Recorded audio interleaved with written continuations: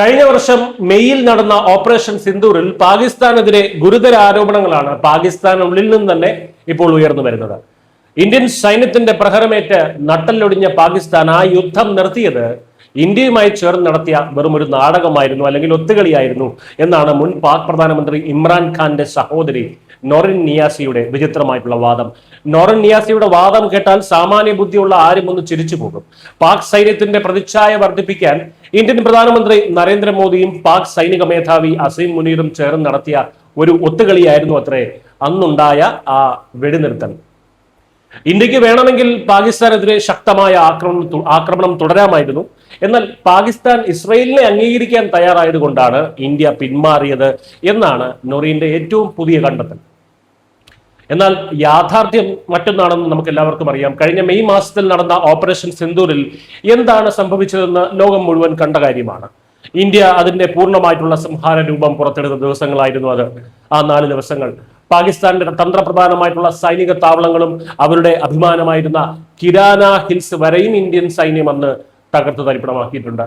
Indian വ്യോമസേനയുടെ ഈ കുതിപ്പിന് മുന്നിൽ പിടിച്ചു നിൽക്കാൻ കഴിയില്ലെന്ന് ഉറപ്പായപ്പോൾ ഗത്യന്തരമില്ലാതെ പാകിസ്ഥാൻ ഇന്ത്യയുടെ വെടിനിർത്തലിനായി കാലുപിടിച്ചു യാചിക്കുകയായിരുന്നു. അതിൽ യാതൊരു തർക്കവുമില്ലാത്ത കാര്യം. അത് നോറിനും സമ്മതിക്കുന്നുമുണ്ട്. ഈ വലിയ നാണക്കേട് മറച്ചു വയ്ക്കാനും സ്വന്തം തോൽവിക്ക് അവരുടെ ഭരണകൂടത്തിനെ കുറ്റപ്പെടുത്താൻ ഒരു കാരണം കണ്ടെത്താനുമാണ് നോറിൻ ഇപ്പോൾ ഇന്ത്യക്കെതിരെ ഈ അടിസ്ഥാനരഹിതമായിട്ടുള്ള ഇസ്രയേൽ ആരോപണം ഇപ്പോൾ ഉന്നയിച്ചു കൊണ്ടുവരുന്നത്.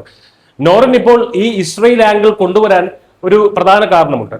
അമേരിക്കയും ഇറാനും തമ്മിലുള്ള സമാധാന കരാറിന് മുൻപായിട്ട് ഒരു സമാധാന കരാർ ഇപ്പോൾ ഉണ്ടായല്ലോ. അപ്പൊ ആ ഒരു കരാറിന് മുൻപായി പാകിസ്ഥാൻ ഉൾപ്പെടെയുള്ള രാജ്യങ്ങൾ ഇസ്രയേലുമായി നയതന്ത്ര ബന്ധം സ്ഥാപിക്കേണ്ടി വരുമെന്ന് അമേരിക്കൻ പ്രസിഡന്റ് ഡൊണാൾഡ് ട്രംപ് കഴിഞ്ഞ മാസം പറഞ്ഞിരുന്നു.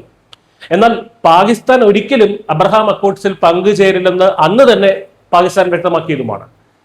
അപ്പോൾ ഈ ഒരു പശ്ചാത്തലത്തെ കൂട്ടുപിടിച്ചാണ് നോറിൻ നിയാസി ഈ പുതിയ തിരക്കഥ ഇപ്പോൾ മെനഞ്ഞിരിക്കുന്നത്. അമേരിക്കയുടെ മധ്യസ്ഥതയിൽ ഇസ്രയേലും വിവിധ മുസ്ലിം രാജ്യങ്ങളും തമ്മിൽ നയതന്ത്ര ബന്ധം സ്ഥാപിക്കുന്നതിന് വേണ്ടി ഒപ്പുവെച്ച ഒരു സമാധാന കരാറാണ് അബ്രഹാം അക്കോർഡ്സ് എന്ന് പറയുന്നത്. അപ്പോൾ അതിൽ ഒരു കാരണവശാലും ഒപ്പുവെക്കില്ല എന്ന് പാക് പ്രതിരോധ മന്ത്രി ഖ്വാജ ആസിഫ് അന്ന് തന്നെ വ്യക്തമാക്കിയതാണ്.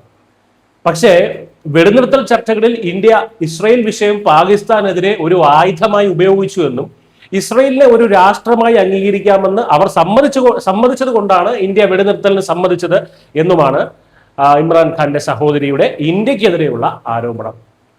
അപ്പോൾ ഇതെല്ലാം കഥയാണെങ്കിലും കവിതയാണെങ്കിലും നോറിന്റെ ഈ ആരോപണങ്ങൾ കേട്ട് പാക് ഭരണകൂടം ശരിക്കും വിയർക്കുകയാണ്. കാരണം രാജ്യവിരുദ്ധ പരാമർശം എന്ന് പറഞ്ഞ പാക് മന്ത്രിമാർ തന്നെ ഇതിനെതിരെ ഇപ്പോൾ രംഗത്ത് വന്നിട്ടുണ്ട്. നോറിൻ പറഞ്ഞു വെക്കുന്ന ഈ ഇസ്രയേൽ ആരോപണം മാറ്റി നിർത്തി നോക്കിയാലും അതിലവർ അറിയാതെ സമ്മതിക്കുന്ന, അല്ലെങ്കിൽ അറിഞ്ഞുകൊണ്ട് സമ്മതിക്കുന്ന ഒരു വലിയ സത്യമുണ്ട്. ഓപ്പറേഷൻ സിന്ദൂരിൽ ഇന്ത്യയോട് പിടിച്ചു നിൽക്കാനാവാതെ പാകിസ്ഥാൻ വെടിനിർത്തലിനായി യാചിച്ചു എന്ന് തന്നെയാണത്. News desk Malayalam.